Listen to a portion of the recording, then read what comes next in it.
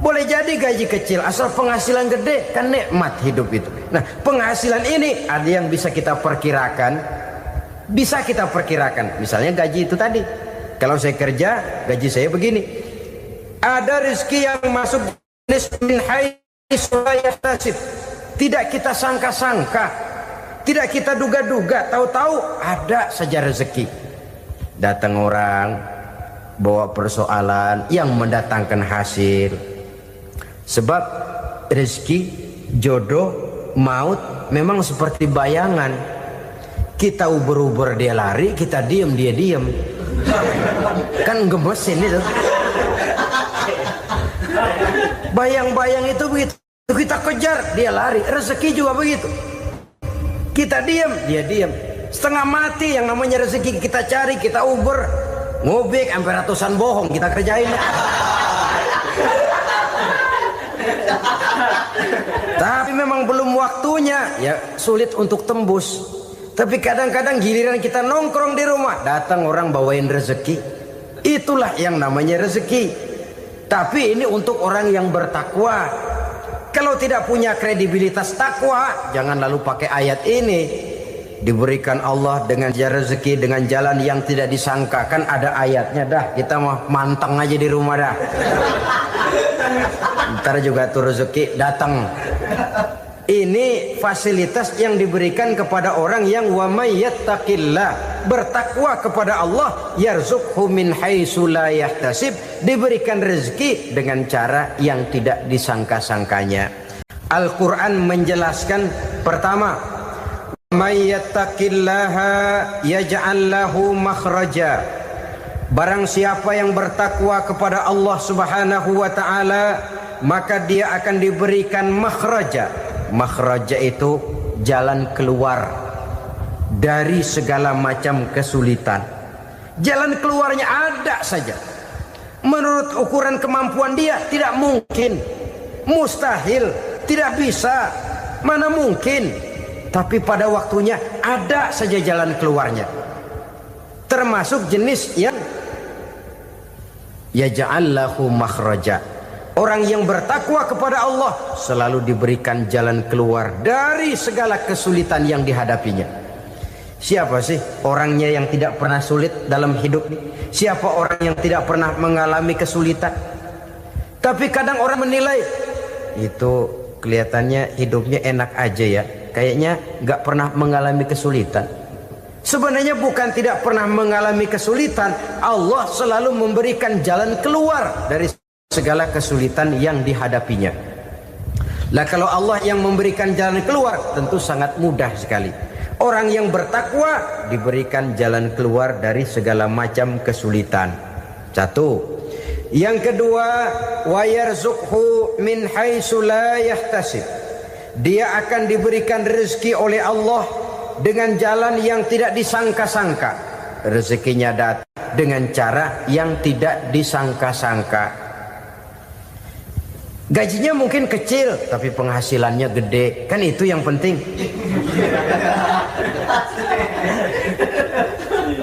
Gaji dan penghasilan kan lain tuh. Boleh jadi gaji kecil, asal penghasilan gede kan nikmat hidup itu. Nah, penghasilan ini ada yang bisa kita perkirakan. Bisa kita perkirakan. Misalnya gaji itu tadi. Kalau saya kerja, gaji saya begini. Ada rezeki yang masuk min haitsu la yahtasib. Tidak kita sangka-sangka, tidak kita duga-duga, tahu-tahu ada saja rezeki. Datang orang bawa persoalan yang mendatangkan hasil. Sebab rezeki, jodoh, maut memang seperti bayangan. Kita uber-uber dia lari, kita diem dia diem. Kan gemesin itu. Bayang-bayang itu begitu. Kita kejar, dia lari. Rezeki juga begitu.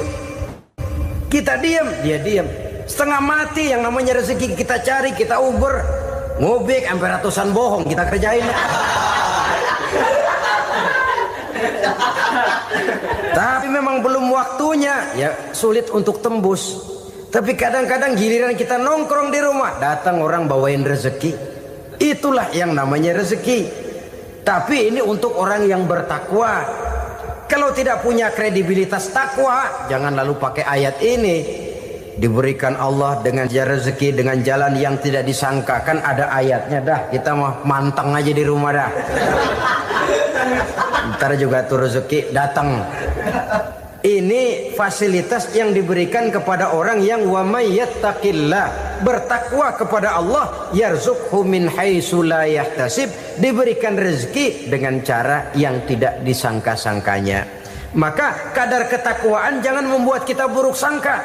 Tuh orang ya nggak kemana-mana, duitnya ada aja. Kalau dia takwa, Allah berikan jalan keluar. Yang lantas ngelihat kiai orangnya ahli ibadah, ilmunya tinggi, akhlaknya luar biasa, takwanya tinggi, rezekinya lancar, lalu husnuzon nih kiai nggak kemana-mana, duitnya banyak, miara tuyul kali ini. Itu termasuk jaminan Allah yang masuk kategori min haitsu la yahtasib.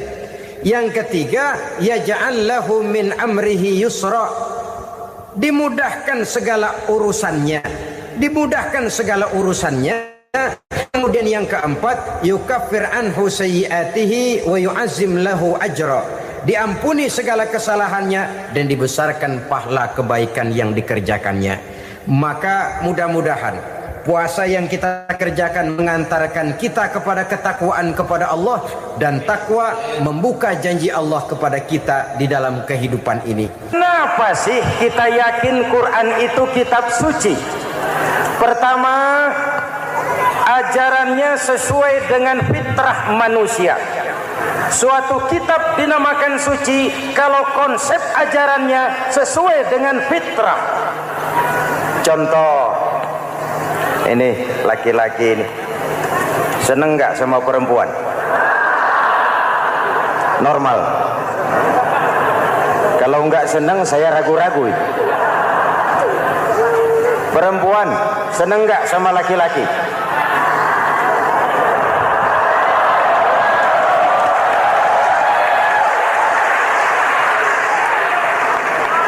Ini fitrah. Laki-laki suka perempuan, perempuan suka laki-laki. Quran memahami itu.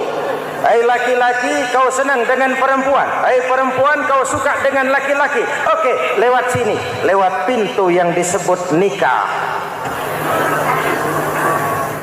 Kalau kitab suci melarang nikah, itu bertentangan dengan fitrah manusia. Maka dalam Quran, mulai dari umat sampai ulama dan segala profesi dianjurkan nikah. Kalau kiai tidak boleh nikah, saya pilih mengundurkan diri, Pak.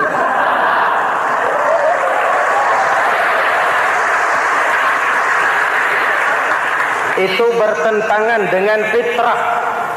Lagian mubazir dikasih perabotan nggak dipakai.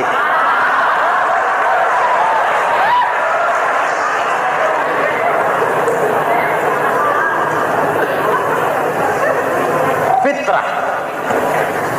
Contoh lagi, manusia perlu makan. Kalau ada kitab suci menyuruh puasa terus dari pagi sampai sore sampai malam sampai pagi lagi, eta teh kitab gelo.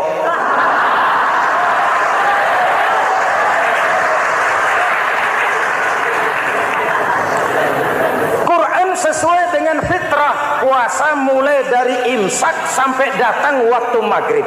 Puasa ngebleng dari pagi sampai sore sampai malam merusak kesehatan. Malam berpuasa boleh bergaul dengan istri. Kenapa? Fitrah. Kalau siang tidak boleh, malam tidak boleh, sebulan penuh panas kepala.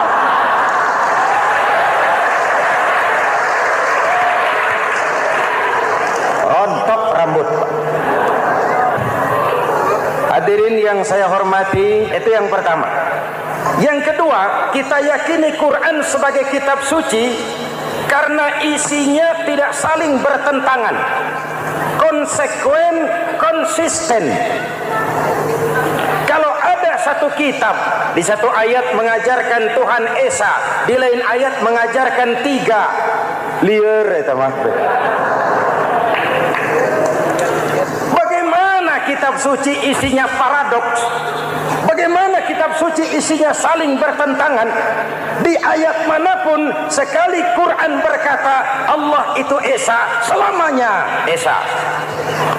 Isinya tidak saling bertentangan. Lalu yang ketiga, kita yakini Quran kitab suci karena dia bersih dari intervensi manusiawi. Sejak turunnya Al-Quran menantang, jikalau kamu ragu terhadap Quran yang kami turunkan kepada hamba kami Muhammad, kamu anggap itu cuma bikinan Muhammad. Kalau Muhammad bisa, kamu tentu bisa. Baik, bikin satu surah semacam Al-Quran. 14 abad yang lalu tantangan ini turun dan sampai malam ini belum terjawabkan. Pak, barangkali tidak ada yang mau coba. Banyak. Antara lain Musailamah Al-Kazzab. Dia mencoba membuat menandingi Al-Quran. Dia buat satu surah namanya surah Al-Fil. Bunyinya begini, bikinan Musailamah. Al-Fil wa mal-fil wa ma adraka mal-fil lahu khurtumun tawil wa lahu zail. Sudah berbentuk syair. Isinya apa?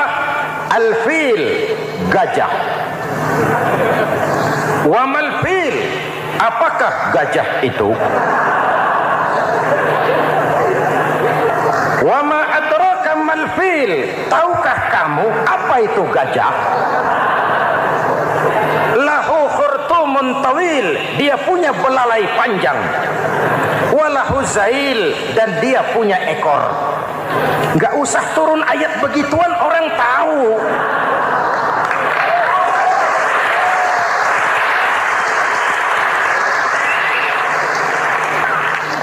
Kalau redaksi mendekati, maka isi jauh panggang dari api. Kitab suci bersih dari campur tangan manusiawi. Maka Al-Quran, ke bahasa apapun dia diterjemahkan, naskah aslinya tetap ikut. Dia boleh diterjemahkan ke bahasa Sunda, bahasa Jawa, bahasa Padang, bahasa Inggris, bahasa Jerman, bahasa Belanda, naskah aslinya tetap ada. Kenapa? Bahasa ke bahasa perbedaannya sering frontal. Kalau dari gelas menjadi gelas, eta mah caket. Dari lamp menjadi lampu, itu masih serumpun. Tapi cokot Sunda dengan cokot Jawa itu jauh bedanya. Atos Sunda dengan atos Jawa itu jauh. Ulama Sunda sama ulama Jawa nggak pernah akur kalimat atos ini.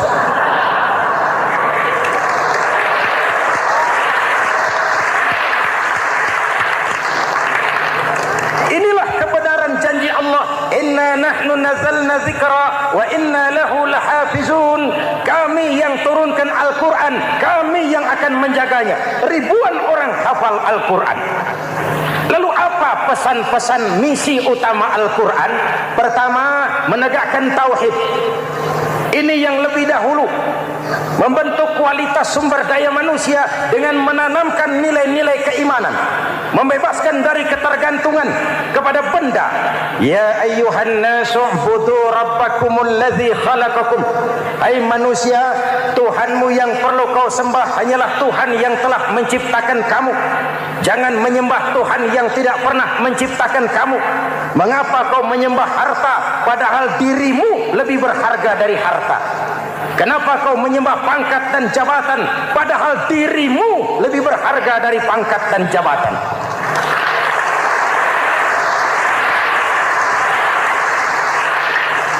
Diajak rasio berpikir, Tuhanmu yang perlu kau sembah hanyalah Tuhan yang menciptakan kamu. Dan Tuhan yang menciptakan kamu itu Tuhan yang lam yalid walam yulad, yang laisa kamislihi syai'un, dan itulah Allah Subhanahu wa taala. Ayo orang teh, ayeuna teh. Boleh pakai teh? Ayeuna teh, kita teh.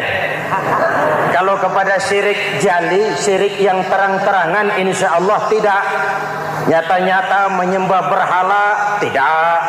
Nyata-nyata menyembah pohon, tidak. nyata-nyata berkeyakinan Tuhan lebih dari satu? Tidak.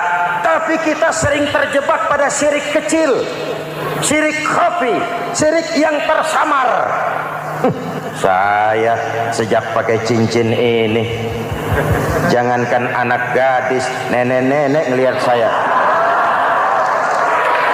cincin. Jangankan anak gadis, nenek-nenek lihat saya lemes. Cincin. Ini saya sejak ada perkutut di rumah ini dagang lancar perkutut. Ini Ramadan bulan penempaan nilai-nilai keimanan. Misi utama Quran menegakkan tauhid, mengurangi kemusyrikan, membebaskan manusia dari ketergantungan kepada benda. Dari situ kualitas sumber daya manusia dimulai.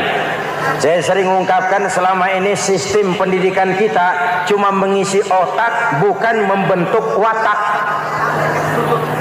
Otak diisi segala macam ilmu, tapi hati kosong, agama rapuh, akhirnya moral rendah.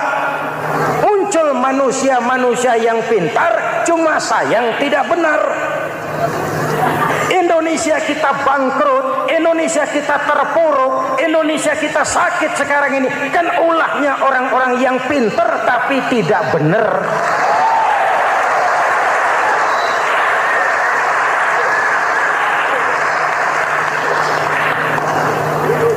Dan kalau saya bicara kayak begini, ini bukan pidato politik, ini nurani politik naon kadut.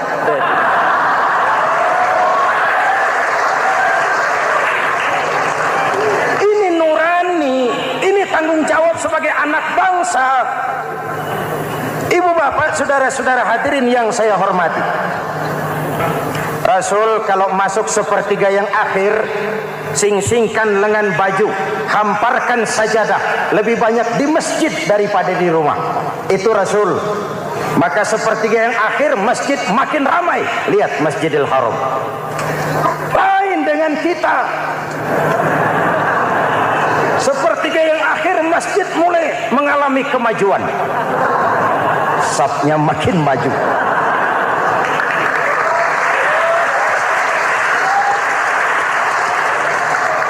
Pasar ramai, terminal beludak.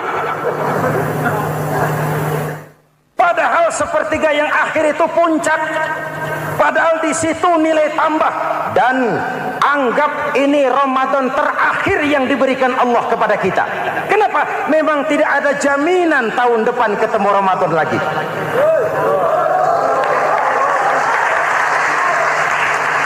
Anggap ini Ramadan terakhir yang diberikan Allah kepada kita. Tidak ada jaminan tahun depan Ramadan akan ketemu lagi. Tidak ada jaminan.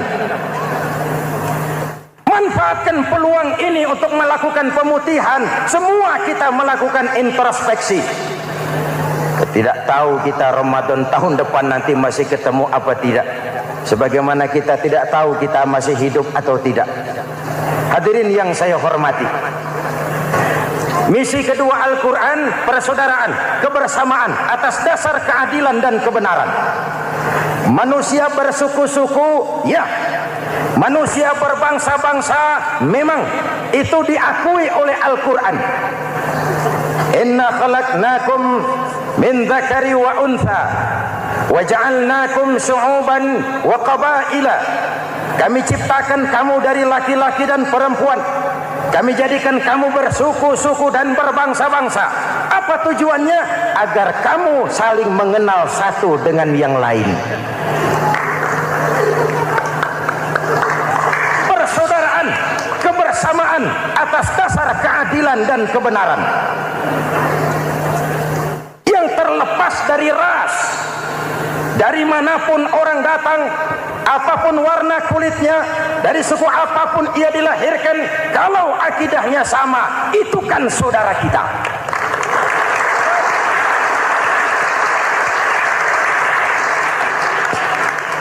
Seperti di masjid, kita tidak peduli dari mana kita datang. Yang datang dari kidul, madhab ngulon mang. Yang datang dari sebelah lor, madhab ngulon mang. Yang datang dari sebelah wetan, madhab kulon mang. Yang datang dari kulon, madhab ngulon. Bukan soal awal dari mana kau datang, tapi satu arah menghadapmu. Kau mau Betawi, mau Sunda, mau Jawa, mau Padang, mau Aceh, mau Batak, mau Ambon, kita satu nusa, satu bangsa, satu bahasa. Kita jadi lem perekat buat lingkungan kita di saat keutuhan kita sebagai bangsa sedang dalam ujian berat. Semangat kebersamaan atas dasar keadilan. Tidak ada mayoritas menekan minoritas. Umat Islam itu kalau besar dia mampu melindungi yang kecil, kalau kecil dia bisa menjaga diri. Tiap solat Jumat khatib berpesan pada akhir khutbah kedua, innallaha ya'muru bil adli wal ihsan, innallaha ya'muru bil adli wal ihsan. Allah memerintahkan kamu menegakkan keadilan dengan argumen, bukan dengan sentimen, mengajak bukan mengejek, merangkul tidak untuk tujuan memukul. Kalau sebagai bangsa kita utuh, kompak dan bersatu, saya yakin kita akan bisa mengatasi kesulitan-kesulitan sekarang ini.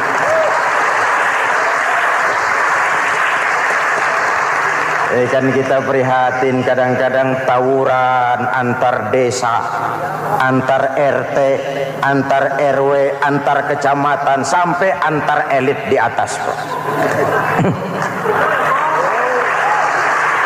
Makanya saya ulang lagi pesan ini, kalau elit di atas tawuran, jadilah penonton yang baik. Saudara-saudara kaum muslimin yang saya cintai, kita prihatin, kita seakan tercabut dari akar budaya kita sebagai bangsa.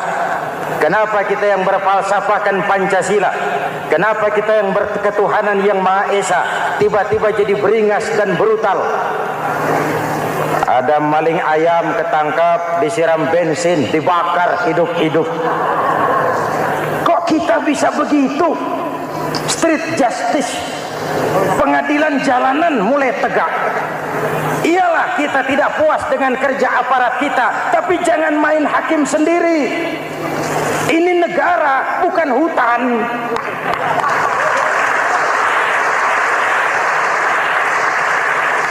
Jangan mencegah kemunkaran dengan menegakkan kemunkaran baru.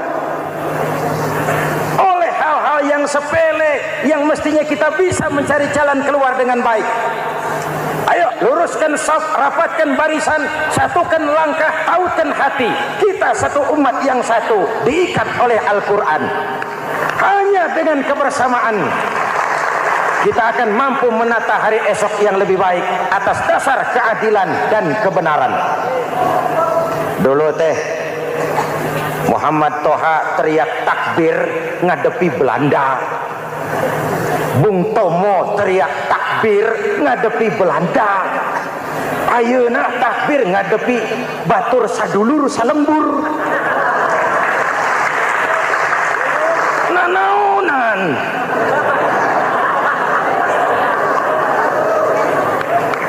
Bung Tomo teriak takbir, Muhammad Toha teriak takbir. Yang dihadapi jelas penjajah Belanda. Kita ngadepi saudara sendiri, Allahu Akbar. Yang sana teriak Allahu Akbar. Setan tepuk tangan di tengah. Yuk kita rukun yuk. Kita kompak yuk. Kita bersatu yuk. Kita pulang yuk.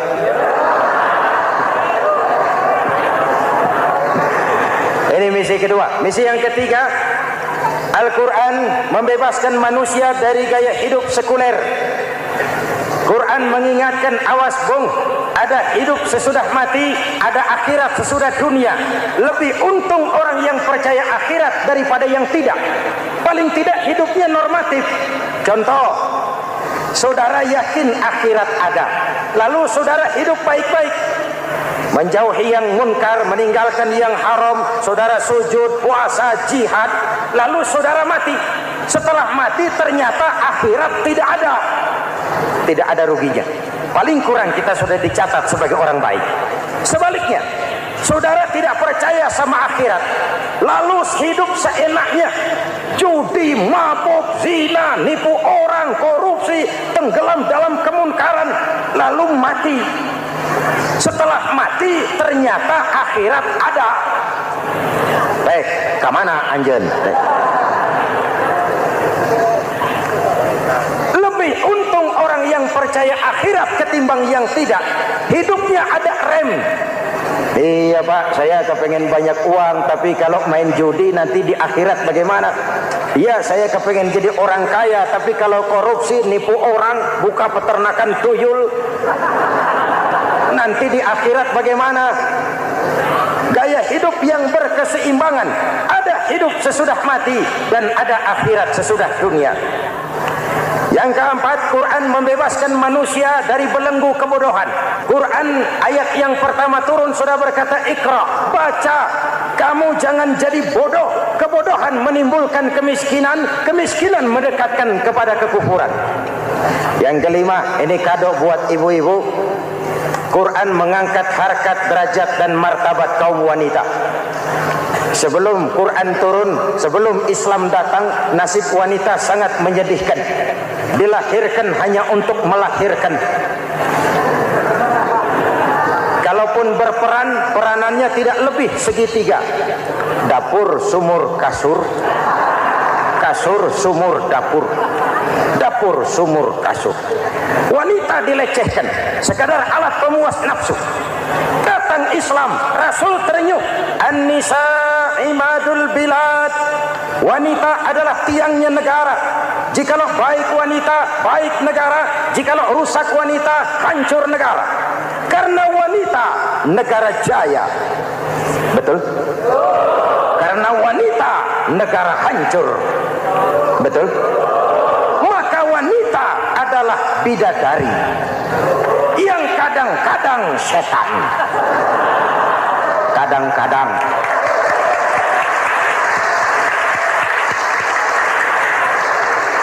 Ini yang hadir di sini bidadari semua. Ibu bapak, saudara-saudara hadirin yang saya hormati.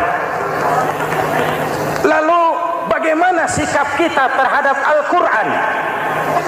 Quran sendiri menjelaskan, "Tsumma awrasnal kitaba allazina istafaina min ibadina." Kemudian kami wariskan kitab Al-Quran yang kami pilih buat hamba-hamba kami yang terpilih. Luar biasa. Umatnya umat pilihan, Rasulnya Rasul pilihan, kitabnya pun kitab pilihan. Kami wariskan Al-Quran kepada hamba-hamba kami yang kami pilih. Bagaimana sikap mereka setelah menerima Al-Quran? Terbagi tiga. Pertama, faminhum zalimun linafsihi. Di antara mereka ada yang setelah menerima Al-Quran lalu zalim kepada dirinya sendiri. Diterimanya Al-Quran dengan lidahnya, tapi ditolak dengan perbuatannya. Mulutnya menjunjung Al-Quran, perbuatannya menginjak Al-Quran. Quran bilang ke barat, dia pergi ke timur. Quran bilang ke selatan, dia berangkat ke utara. Quran bilang haram, dia terjang. Quran bilang halal, dia tidak mau. Orang seperti itu tidak zalim kepada Allah, tapi zalim kepada dirinya sendiri. Mudah-mudahan kita yang termasuk golongan ini. Amin.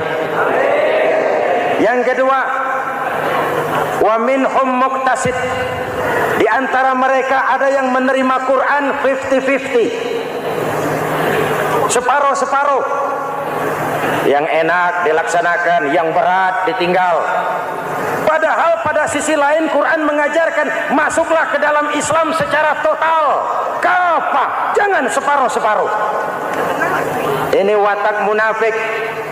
Kalau dilihat Islam menguntungkan, rame-rame teriak Islam. Ketika diminta berjihad, diminta berkorban, diminta zakat, rame-rame mengundurkan diri. Saya bangkrut Pak, saya miskin Pak, saya pailit Pak. Mental itu dalam awal-awal Baqarah dijelaskan. Kullama adha'a lahum masyaw fi wa idza adlama 'alaihim qamu. Kalau terang mereka berangkat, kalau gelap mereka mandek. Itu ciri orang munafik beragama. Kalau Islam menguntungkan, rame-rame teriak Islam. Ketika diminta berjihad, berkorban, berjuang, rame-rame mengundurkan diri. Muqtasid. Golongan yang ketiga, ini yang ideal. Wa minhum sabiqum bil khairati biiznillah. Di antara mereka ada yang setelah menerima Al-Quran lalu berlomba-lomba mengamalkannya, berlomba-lomba melaksanakannya. Jangan sampai yang baca Quran dengan suara merdu dapat piala, yang mengamalkan Quran dengan konsekuen dapat penjara.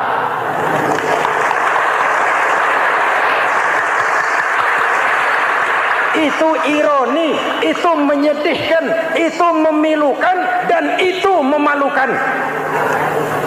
Pilihan terserah kita. Satu hadis Rasulullah mengajarkan begini: man ja'alal Qur'ana amamahu qadahu ilal jannah, wa man ja'alal Qur'ana khalfahu saqahu ilan nar. Siapa yang meletakkan Quran di depannya, dijadikannya Quran sebagai imam, Quran akan membimbing dia ke surga, surga dunia, lebih-lebih surga akhirat. Sebaliknya, siapa yang meletakkan Quran di belakang, dibelakanginya ajaran Quran, Quran akan mendorong dia ke neraka, neraka dunia, lebih-lebih neraka akhirat. Quran imam apa makmum? Kita makmum apa imam? Makmum ikut imam apa imam ikut makmum? Makmum ikut imam. Jikalau Quran adalah imam, jikalau kita adalah makmum, ke barat kata Quran, ke barat kita berangkat. Ke timur kata Quran, ke timur kita menuju. Halal kata Quran, itu yang kita ambil.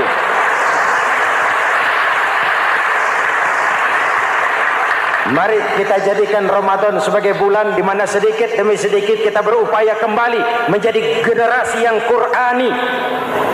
Rasulullah pernah ditanya, kalau Tuhan wafat ya Rasul, kemana kami minta nasihat? Aku tinggalkan kamu dua nasihat. Satu yang diam saja, satu yang bisa bicara. Yang bisa bicara apa ya Rasul? Al-Quran. Minta nasihat Quran. Yang diam saja apa ya Rasul? Maut. Dalam hidup ada dua nasihat. Nasihat yang bisa bicara, Al-Quran. Nasihat yang diam saja, maut. Mau dagang, minta nasihat Quran. Mau bertetangga, minta nasihat Quran. Itu nasihat. Nasihat yang kedua, diam saja, tahu-tahu datang maut. Makanya anggap ini Ramadan terakhir yang diberikan Allah kepada kita, karena tahun depan tidak ada jaminan kita bertemu Ramadan. Manfaatkan 10 yang akhir untuk meningkatkan nilai ibadah kita kepada Allah Subhanahu wa taala. Pada pertemuan kali ini secara khusus kita akan membicarakan tentang puasa ini. Kita akan mulai dari yang pertama, puasa sunnah. Sebagaimana yang kita maklum, sunnah adalah satu perbuatan yang apabila kita kerjakan berpahala, tapi apabila kita tinggalkan tidak merupakan dosa. Hanya saja ia merupakan barometer dan ukuran daripada orang-orang yang cinta kepada sunnah itu sendiri. Ada banyak jenis puasa-puasa sunnah ini. Yang pertama, puasa sunnah di bulan Muharram. Rasulullah sallallahu alaihi wasallam bersabda, afdalus siyami ba'da Ramadan syahrullahil Muharram, wa afdalus salati ba'dal fariḍah salatul lail. Diriwayatkan oleh Muslim dari Abi Hurairah. Puasa yang paling utama sesudah puasa Ramadan tidak lain adalah puasa di bulan Muharram. Dan solat yang paling afdol sesudah solat yang wajib adalah solat pada sepertiga malam yang akhir. Puasa di bulan Muharram merupakan puasa sunnah dan mempunyai nilai yang sangat besar dalam pandangan Allah Subhanahu wa ta'ala. Buat mereka yang mampu melaksanakan puasa sunnah di bulan Muharram ini, boleh melaksanakannya selama 10 hari. Hari yang pertama, boleh juga 3 hari saja, atau setidak-tidaknya 1 hari daripada bulan Muharram. Yang kedua, puasa 10 hari daripada bulan Zulhijjah. Karena bulan Zulhijjah ini memang termasuk bulan yang dimuliakan oleh Allah Subhanahu wa taala. Pertama, di sana ada hari Tarwiyah, ada hari Arafah, ada hari kurban, ada talbiyah, ada pelaksanaan haji dengan segala manasiknya. Maka puasa sunnah di bulan Zulhijjah merupakan amalan yang sangat utama dan besar pahalanya dalam pandangan Allah Azza wa Jalla. Sebagian ulama menjelaskan, man shoma hazihil ayyam akramahullahu bi asri asya'in. Siapa orang yang melaksanakan ibadah puasa sunnah pada hari-hari 10 di bulan Zulhijjah ini, Allah Subhanahu wa taala akan memuliakannya dengan 10 macam perkara. Saudara, ini keuntungannya. Yang pertama, orang yang puasa di hari-hari 10 bulan Zulhijjah diberikan al-barakah fi umrihi, diberikan keberkahan pada umurnya. Setiap kita ingin memperoleh umur yang berkah. Umur yang berkah itu yang bagaimana? Apa yang jumlahnya panjang? Mungkin. Tetapi yang jelas umur yang berkah ini adalah umur yang bisa dipertanggungjawabkan di hadapan Allah Subhanahu wa taala. Artinya umur yang diisi penuh dengan kebajikan, umur yang diisi dengan segala macam kegiatan ibadah, dan umur yang dengan demikian sungguh pun kita sudah mati, jasad terkubur dalam tanah, nama kita akan tetap hidup, dikenal orang oleh karena kebajikan yang kita kerjakan. Saya kira akan lebih merupakan azab ketimbang nikmat kalau orang diberikan umur panjang tapi hanya untuk menumpuk-numpuk dosa saja. Kan lebih baik mana? Umur pendek banyak pahala, umur panjang banyak dosa. Lebih baik mana? Saya yakin yang paling baik tentu umur panjang banyak pahala. Paling sial umur pendek dosa melulu. Sudah diberikan umur pendek tidak seberapa, dosa berlipat ganda. Itu kalau orang kampung bilang tekor namanya. Rugi. Umur pendek hanya untuk menumpuk-numpuk dosa.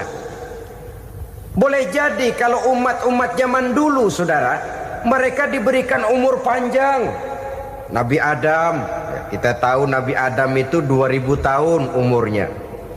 Nabi Nuh 950 tahun.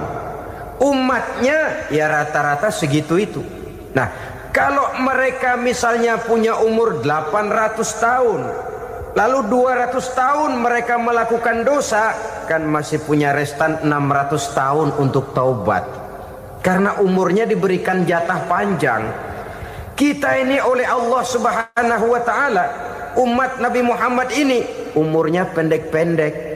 Kalau nyontoh Nabi 63 tahun saja. Kalau diberikan 70 tahun umur kita sekarang, itu sudah dapat jatah lebih 7 tahun. Alhamdulillah bahwa Allah memberikan saat-saat, waktu-waktu, tempat-tempat yang punya nilai istimewa, sehingga umur yang pendek ini bisa bernilai panjang. Nilai ibadahnya bisa bernilai pahala seperti umat yang berumur panjang dahulu itu. Karena itu manfaatkan umur dengan baik, dan salah satu keberkahan daripada umur akan datang dengan melaksanakan ibadah puasa sunnah. Ini yang pertama. Yang kedua, az-ziyadatu fi malihi, berikan tambahan hartanya, menjadi orang kaya. Kaya apa? Kaya hati setidak-tidaknya. Karena dengan tekun dan rajin melaksanakan ibadah puasa yang segera tertanam dalam jiwa seseorang, merasakan cukup di dalam kehidupan. Itulah dia orang yang paling kaya, orang yang hidupnya paling cukup. Kalau orang sudah merasa cukup dalam hidupnya, maka itulah dia orang yang kaya. Saudara-saudara kaum muslimin rahimakumullah, puasa sunnah memberikan tambahan harta, usahanya berkembang, Dengan demikian membawa keberkahan, hartanya makin bertambah, akan menunjang ibadahnya kepada Allah, lebih memantapkan dan membawa ketenangan dalam hidupnya. Itu termasuk berkahnya melaksanakan puasa sunnah itu. Yang ketiga, al-hifzu fi iyalihi, diberikan penjagaan, perlindungan terhadap keluarganya. Anaknya sehat, sanak famili dan handai tolannya terjaga dan terpelihara dari segala malapetaka, dari segala mara bahaya.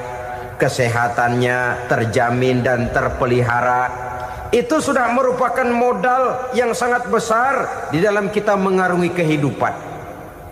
Sebab rasanya sulit untuk bahagia. Duit kita banyak sekali. Usaha kita selalu mendatangkan untung yang berlipat ganda. Tapi sebentar-sebentar anak kita sakit, yang ampek, yang korengan, yang kena musibah, ndak tak karu-karuan sakit, berobat sampai jutaan rupiah. Itu kan sudah tidak membawa kebahagiaan. Uang masuk yang begitu banyak jumlahnya, habis akhirnya untuk berobat saja. Sebenarnya hitung-hitung ya seri-seri juga. Usaha berhasil, duit banyak, habis untuk berobat. Lah sama juga saudara-saudara. Jadi dengan demikian, biar duit kita banyak, asal keluarga pada sehat saja, udah enak bener itu. Duit banyak, ekonomi cukup, keluarga sehat, nikmat rasanya menjalani kehidupan ini. Yang kiamat sudah duit kagak barang seperak, keluarga ampek semua. Kiamat sudah. Saudara hadirin yang saya hormati, jadi yang ketiga, Allah memberikan pemeliharaan terhadap keluarganya. Satu kali orang dipelihara Allah, tidak satu kekuatan pun yang bisa mencelakakan. Satu kali orang disengsarakan Allah, tidak satu tenaga pun yang mampu menyelamatkannya. Itulah sebabnya perlindungan Allah, pemeliharaan Allah terhadap diri dan keluarga sangat kita perlukan di dalam kehidupan ini. Dengan melaksanakan ibadah puasa, kita mendekatkan diri kepada Allah. Dengan dekat kepada Allah, maka Allah pun dekat kepada kita. Sehingga dalam hadis qudsi dikatakan, ta'arraf ilallahi firraha ya'rifka fi syiddah. Ingatlah kepada Allah di waktu kamu senang, agar Allah ingat kepada kamu di waktu kamu susah. Yang kita laksanakan kadang-kadang sebaliknya. Waktu susah kita ingat Allah, waktu senang kita lupa Allah. Akhirnya nanti pada waktu kita melarat, kebelangsak, susah dan sebagainya, pertolongan tidak akan datang kepada kita. Benar, ta'arraf ilallah firraha ya'rifka fi syiddah. Ingatlah kepada Allah di waktu kamu susah, ingatlah kepada Allah di waktu kamu senang, agar Allah ingat kepadamu di waktu kamu mendapat kesusahan. Umumnya watak manusia memang kalau sudah dapat susah, ingat kepada Allah. Waktu duduk, waktu berbaring, sambil tidur, dalam segala keadaan Allah disebutnya, Allah dimintakan pertolongannya. Tapi dikala dia berada pada posisi di atas angin, merasa senang, bahagia, Allah terlupakan. Saudara-saudara kaum muslimin, itu yang ketiga. Yang keempat, at-takfiru li sayyiatihi. Orang yang melaksanakan puasa sunnah itu diampuni segala dosa dan kesalahan yang telah dilakukannya. Dan yang kelima, at-tad'ifu li hasanatihi, diberikan balasan yang berlipat ganda dari segala kebaikan yang dikerjakannya. 1 berbalas 7, 7 bisa berbalas 10, 10 masih berbalas 100, masih ditambah dengan wallahu yudha'ifu liman yasha. Allah melipat gandakan pahala orang-orang yang dikehendakinya. Maka carilah satu kebaikan yang apabila kita kerjakan, dosa akan dihapus dan nilai pahalanya menjadi berlipat ganda. 1 kali kita bekerja, 2-3 bisa kita raih dan kita jangkau. Yang keenam, orang yang melaksanakan puasa sunnah di bulan Zulhijjah, at-tashil li sakarati mautihi, diberikan kemudahan pada saat menghadapi sakaratul maut. Maut a mysterious problem. Dia adalah pintu yang setiap orang pasti akan memasukinya. Bahwa mati adalah mati, itu semua kita tahu. Tapi hakikat orang pada saat menghadapi mati itu kan berbeda-beda. Ada yang matinya itu gampang sekali, persis orang tidur saja, tidak nampak gelisah, tidak bikin susah yang hidup, tidak gelimpangan di tempat tidur, persis seperti orang mau tidur saja. Ada yang sulit sekali menghadapi sakaratul maut, gelimpangan di tempat tidur, bikin bingung orang yang nunggu. Kadang-kadang seperti kerbau digorok lehernya. Saudara-saudara, sulit menghadapi sakaratul maut. Oleh karena itu Rasulullah sallallahu alaihi wasallam sering beliau itu kalau berdoa membaca Allahumma hawin alayya fi sakaratil maut. Ya Allah, mudahkan saya di dalam menghadapi sakaratul maut. Rasulullah saja, saudara, orang yang ibadahnya paling banyak, orang yang hatinya paling bersih, orang yang akhlaknya paling luhur, masih berdoa semacam ini. Mohon dimudahkan oleh Allah agar mudah menghadapi sakaratul maut. Apalagi kita, terus terang kita ini paling-paling kelas muhtalid, bangsa sama pahala mau sama dosa doyan. Lebih perlu lagi menghadapi sakaratul maut, sehingga apabila malaikat maut datang menjemput nyawa kita, dimudahkan, jangan dibikin sulit, supaya mudah. Jadilah orang baik-baik. Biasanya kalau banyak yang mati, malaikat maut juga kali main-mainin dulu tuh orang, utak-atik, ditakut-takutin dan segala macam. Saudara hadirin yang saya hormati, maka menghadapi sakaratul maut ini merupakan kunci.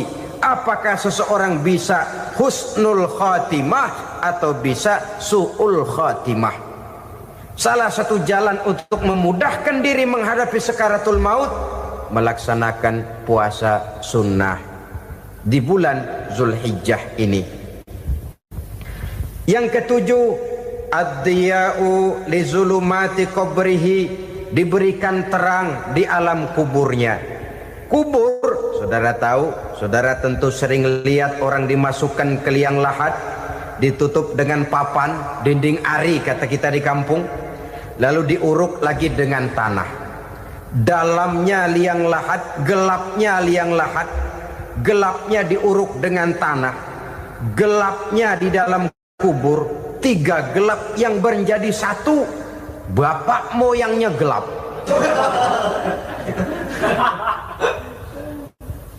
Puasa sunnah ini merupakan terang di alam kubur kita nanti. Yang kedelapan, at-tasqil limizanihi, diberikan keringanan pada timbangan di hari akhirat nanti. Bahwa setelah dibangkitkan dari kubur, setiap kita akan menghadapi perhitungan, akan ditimbang segala macam kebaikan dan segala macam kejahatan yang pernah kita lakukan di dalam kehidupan. Orang yang melaksanakan ibadah puasa sunnah, at-tasqilu limizanihi, diberikan keringanan timbangan hari akhiratnya nanti. Yang kesembilan, an-najah minal bala, diberikan keselamatan dari segala macam bencana. Dan yang ke-10, as-su'ud ala darajatihi, diberikan ketinggian, naik derajatnya, derajat di dunia, lebih-lebih lagi derajat di akhirat nanti. Ini keutamaan yang diberikan Allah Subhanahu wa ta'ala kepada mereka yang melaksanakan ibadah puasa 10 hari di bulan Zulhijjah menurut penjelasan sebagian dari para ulama kita. Jadi setelah puasa Muharram ada lagi puasa Zulhijjah. Kemudian puasa sunnah yang ketiga, puasa sunnah pada hari Senin dan hari Kamis. Apa sumber hukumnya? Diriwayatkan oleh Imam Muslim dari Abi Qatadah, Rasulullah Shallallahu Alaihi Wasallam ditanya tentang puasa pada hari Senin. Kenapa Rasul melakukan itu? Beliau menjawab, zalika yaumu wulidtu fihi wa yaumu bu'istu au unzila alayya fihi. Hari Senin itu adalah hari di mana aku dilahirkan dan hari di mana aku dibangkitkan. Wahyu pertama turun kepadaku pun pada hari itu. Maka sunnah melaksanakan puasa pada hari itu. Adapun hari Kamis, ada hadis yang diriwayatkan oleh Imam Turmuzi dari Abi Hurairah, Nabi bersabda, tu'radul a'malu yaumul isnaini wal khamisi fa uhibbu ay yu'radu amali wa ana shaim. Disetor amal setiap manusia pada hari Senin dan pada hari Kamis. Maka aku ingin, kata Nabi, agar pada saat amalku disetor itu aku sedang puasa. Jadi malaikat itu menurut riwayat ini mencatat dan menyetorkan catatan amalan seseorang pada hari Senin, hari Kamis. Tiap hari Senin amalan kita disetor oleh malaikat. Catatan terakhir tentu yang sedang kita kerjakan, sehingga yang masuk daftar, saya tinggalkan orang ini, dia sedang puasa, karena naik catatan amalnya pada hari Senin. Kamis diangkat lagi, catatan paling akhir, saya tinggalkan orang ini, dia sedang puasa. Itu makna fa uhibbu ayyurada amali wa ana shaim. Aku senang kalau pada saat amalku disetor, catatan paling akhir aku lagi puasa. Satu keistimewaan. Alangkah celaka tiap amalan disetor kita sedang berbuat jahat. Senin, Kamis, teler, mabok, judi. Tiap amalan disetor, catatan akhirnya saya tinggalkan si fulan lagi teler. Laporan Senin. Kamis laporan lagi, saya tinggalkan si fulan lagi mirit kartu. Saudara hadirin yang saya muliakan, alangkah jeleknya catatan kita. Oleh karena itu sunnah puasa pada hari Senin dan hari Kamis. Ini amalan sunnah, saudara-saudara. Dan oleh karena ini amalan sunnah, sebagian ulama memberikan penjelasan, walaupun lupa niat, kalau sudah malam itu lupa niat, boleh niatnya sudah siang puasa sunnah ini, dengan catatan dari pagi belum makan apa-apa. Malam saudara lupa, tahu-tahu ingat ini hari Senin, ini hari Senin, dah jam 10, niatlah jam 10 itu, sah puasanya asal dari pagi belum makan apa-apa. Tapi kalau sudah dapat 2 piring baru niat jam 10, itu lain, ngojek namanya. Jadi puasa sunnah yang ketiga, puasa pada hari Senin dan hari Kamis. Yang keempat, puasa jenis sunnah yang keempat, puasa 6 hari di bulan Syawal.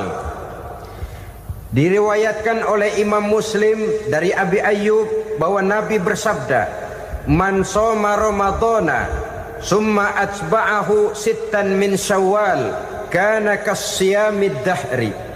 Barang siapa yang berpuasa di bulan Ramadan kemudian diikutinya dengan 6 hari di bulan Syawal, maka dia seolah-olah seperti orang yang berpuasa 1 abad lamanya. Allahu Akbar. Demikian besar keuntungannya. 6 hari di bulan Syawal sama dengan orang yang berpuasa 1 abad lamanya. Ini fadailul a'mal, saudara-saudara. Jangan diartikan karena menang sudah puasa 6 hari bulan Syawal, Ramadan tahun depannya lantas nggak puasa. Kenapa? Ukurannya sudah 1 abad. Bukan itu pengertiannya. Ini mendorong orang memberikan ganjaran pahala yang sedemikian besar. 6 hari setelah Ramadan, artinya di bulan Syawal. Tidak pada hari pertama Syawal karena haram hukumnya berpuasa pada hari fitri itu. 6 hari di bulan Syawal. Tinggal lihat yang mampunya saja. Boleh berurutan, boleh tidak berselang-seling, boleh. Asal saja jumlahnya 6 hari selama masih bulan Syawal itu. Hari ini 3 hari lagi, 4 hari lagi, diselang-seling atau berurutan, itu juga lebih baik. Puasa sunnah 6 hari daripada bulan Syawal. Kemudian yang kelima, puasa sunnah 3 hari pada setiap bulan. 3 hari pada setiap bulan. Diriwayatkan oleh Imam Bukhari dan Muslim dari Abi Hurairah. Abi Hurairah bercerita, "Ausani khalili sallallahu alaihi wasallam bisalasin." Kekasih saya Rasulullah berwasiat kepada saya, memesankan benar-benar kepada saya untuk melaksanakan 3 amalan yang terpuji. Pertama, siyamu salasati ayyamin min kulli syahrin. Puasa 3 hari dalam setiap bulan. Ini wasiat yang pertama. 3 hari pada setiap bulan. Tidak peduli bulan apa saja. Dalam artian ya bulan menurut perhitungan Islam ya. Muharram, Safar, Rabiul Awal, Rabiul Tsani, Jumadal Ula, Jumadil Akhir, Rajab, Sya'ban, Ramadan, Syawal, Zulqa'dah, Zulhijjah dan selanjutnya. 3 hari pada setiap bulan. Tanggalnya tanggal berapa saja. Lebih utama pada yang disebut Yaumul Bid, yaitu hari-hari di mana bulan menunjukkan purnama. Tanggal 13, tanggal 14 dan tanggal 15 pada setiap bulannya itu disunahkan melaksanakan puasa. Itu wasiat pertama, puasa 3 hari pada setiap bulan. Wasiat yang kedua, waraqatai duha, melaksanakan sholat duha sekurang-kurangnya 2 rakaat. Itu wasiat yang dipesankan benar kepada saya, kata Abi Hurairah. Pertama, puasa 3 hari pada setiap bulan. Yang kedua, usahakan jangan meninggalkan 2 rakaat minimal daripada sembahyang duha. Kita tahu sembahyang duha itu sembahyang sunnah di waktu pagi seketika matahari naik sepenggalahan. Sekurang-kurangnya 2 rakaat, sebanyak-banyaknya 8 rakaat. Di antara fadilah atau keutamaan daripada sholat duha ini yaitu menyangkut masalah rezeki dan usaha. Kemudian wasiat yang ketiga, wa an utira qabla an anama. Beliau sangat berwasiat kepada saya untuk sholat witir sebelum tidur. Artinya sholat malam sebagai amalan sunnah di dalam kehidupan kita. Jadi saudara-saudara, dalam hidup ini kita akan selalu berbentur dengan keperluan. Kalau pada satu saat kita sudah sampai kepada tahap berpikir ini keperluan saya, tentu hal-hal semacam ini akan kita kerjakan. Kita belum tergerak melaksanakan ini semua oleh karena barangkali kita merasa belum memerlukannya. Karena itu, marilah kita berusaha di samping melaksanakan puasa yang wajib, juga melaksanakan puasa yang sunnah di dalam kehidupan kita. Ini jenis puasa-puasa yang sunnah. Kemudian yang kedua, ada macam puasa yang disebut puasa nazar. Hukum pelaksanaannya wajib apabila nazarnya sudah terwujud. Puasa nazar, puasa yang dikaitkan dengan suatu persoalan. Umpamanya, kalau saya lulus ujian, saya akan puasa 1 minggu lamanya. Begitu ujiannya ternyata lulus, dia wajib bayar nazarnya. Puasa 7 hari, tidak lagi sunnah, tapi wajib karena dia nazarkan. Asal saja tidak sah nazar kepada yang makruh, apalagi kepada yang haram. Umpamanya nazar, kalau tembus 6 nomor mau puasa 3 hari. Itu nazar semacam itu bukan saja tidak sah, tapi haram hukumnya. Tidak boleh nazar kepada yang makruh, apalagi kepada yang haram. Jadi apabila maksud yang sudah kita niatkan tercapai, wajiblah nazar itu dibayar, yaitu kalau nazarnya sunnah, melaksanakan ibadah puasa. Al-Quran menjelaskan, pertama, may yattaqillaha yaj'al lahu makhraja. Barang siapa yang bertakwa kepada Allah Subhanahu wa ta'ala, maka dia akan diberikan makhraja. Makhraja itu jalan keluar dari segala macam kesulitan. Jalan keluarnya ada saja. Menurut ukuran kemampuan dia tidak mungkin, mustahil, tidak bisa, mana mungkin. Tapi pada waktunya ada saja jalan keluarnya. Termasuk jenis yang yaj'al lahu makhraja. Orang yang bertakwa kepada Allah selalu diberikan jalan keluar dari segala kesulitan yang dihadapinya. Siapa sih orangnya yang tidak pernah sulit dalam hidup ini? Siapa orang yang tidak pernah mengalami kesulitan? Tapi kadang orang menilai, itu kelihatannya hidupnya enak aja ya, kayaknya nggak pernah mengalami kesulitan. Sebenarnya bukan tidak pernah mengalami kesulitan, Allah selalu memberikan jalan keluar dari segala kesulitan yang dihadapinya. Lah kalau Allah yang memberikan jalan keluar, tentu sangat mudah sekali. Orang yang bertakwa diberikan jalan keluar dari segala macam kesulitan. Satu. Yang kedua, wa yarzuqhu min haitsu la yahtasib. Dia akan diberikan rezeki oleh Allah dengan jalan yang tidak disangka-sangka.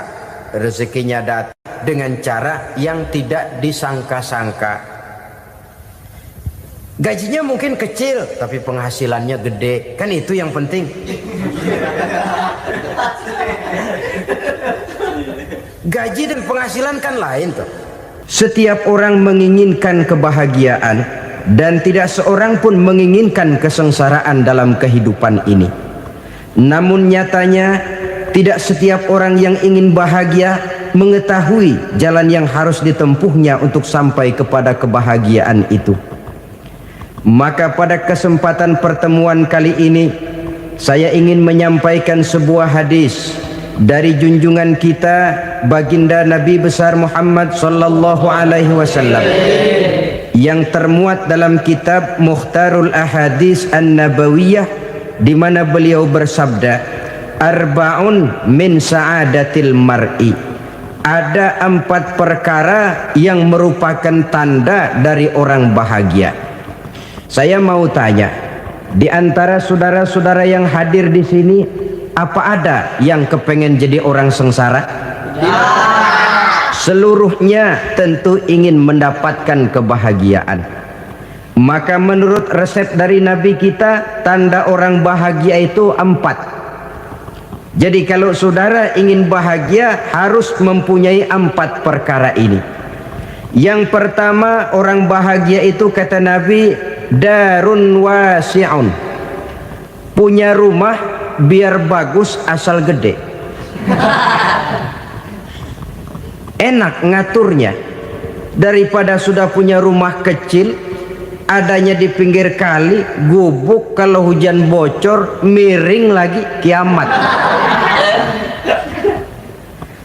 Loh, kalau gitu Islam materialis dong.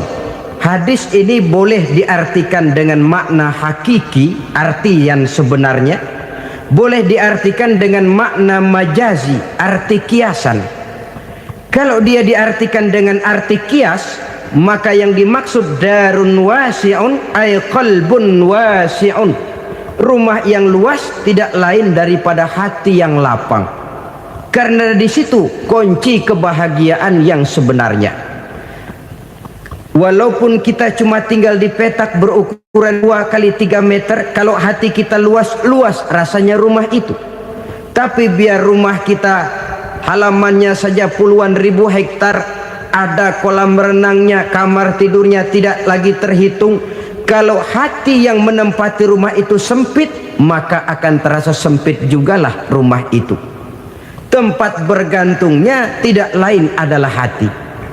Marilah kita mencoba melihat berbagai pandangan orang tentang bahagia ini. Ada orang menyangka bahwa bahagia itu kalau dia mendapatkan harta yang sebanyak-banyaknya. Siapa yang banyak harta, dialah raja. Apa yang dia mau, seluruhnya bisa dibeli.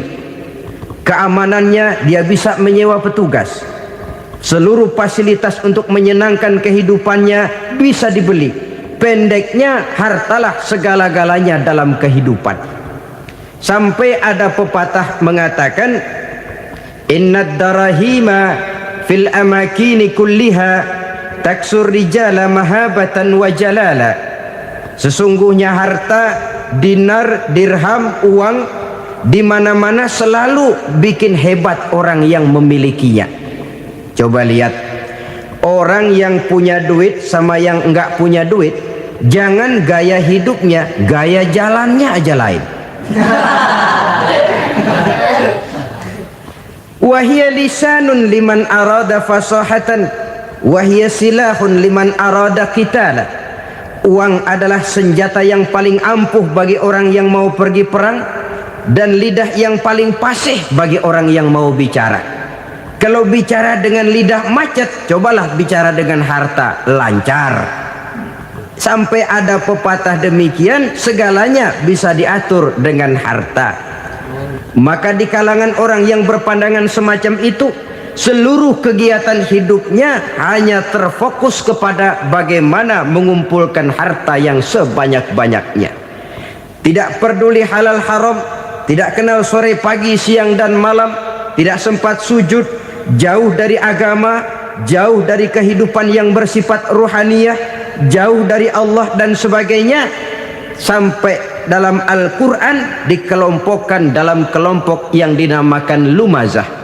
Allazi jama'a malahu wa addadah yahsabu anna malahu akhladah. Mereka mengumpul-ngumpulkan harta sebanyak-banyaknya dan menyangka bahwa harta yang banyak itu dapat mengekalkan hidupnya, mengekalkan kekayaannya, mengekalkan kebahagiaannya. Saudara hadirin yang berbahagia, kalau pandangan hidup ini benar, artinya kalau harta memang merupakan satu-satunya hal yang dapat membuat orang bahagia, tentu di rumah mewah tidak akan pernah ada tangis derita. Tentu di satu tempat di mana fasilitas hidup serba menunjang tidak ada yang namanya penderitaan. Tapi suka dan duka, sedih dan gembira, senyum dan tawa adalah milik setiap orang, baik dia punya harta maupun dia tidak punya harta. Nyatalah bahwa harta semata-mata bukan merupakan jaminan bahwa orang akan bahagia, walaupun tanpa harta orang sulit untuk bahagia. Saya mau cerita, ada orang super kaya, namanya Aristotle Onesimus, raja tanker Yunani. Dia punya kapal tanker saja konon sampai 11 banyaknya. Punya perusahaan penerbangan yang disebut Olympic Airlines.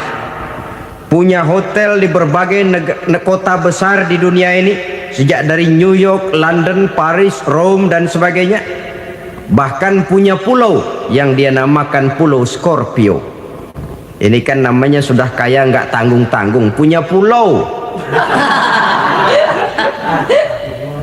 Nah, dia punya 2 orang anak, yang satu laki-laki namanya Alexander, yang satu perempuan namanya Maria Onesimus. Seluruh harapannya tertumpah kepada anak lakinya Alexander ini, yang akan meneruskan usahanya, meneruskan kekayaannya, meneruskan dinastinya. Apa yang terjadi? Ternyata anak yang dia harapkan yang bernama Alexander ini mati muda dalam kecelakaan pada waktu dia olahraga. Apa olahraganya? Namanya olahraga anak orang kaya, golongan jet set. Olahraganya olahraga pesawat terbang.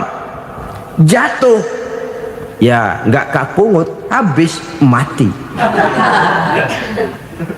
Tinggal satu anak perempuannya, Maria Onesimus. Tapi anak perempuan ini juga malah urakan. Terakhir dia pacaran, bahkan kemudian kawin sama orang Rusia. Rupanya Aristotle Onesimus ini broken. kekayaannya yang berlimpah ruah, perusahaannya yang begitu banyak, siapa yang akan meneruskan? Siapa yang akan menggantikan? Sampai kemudian dia mengurung diri di Pulau Scorpio dan mati di sana secara mengenaskan.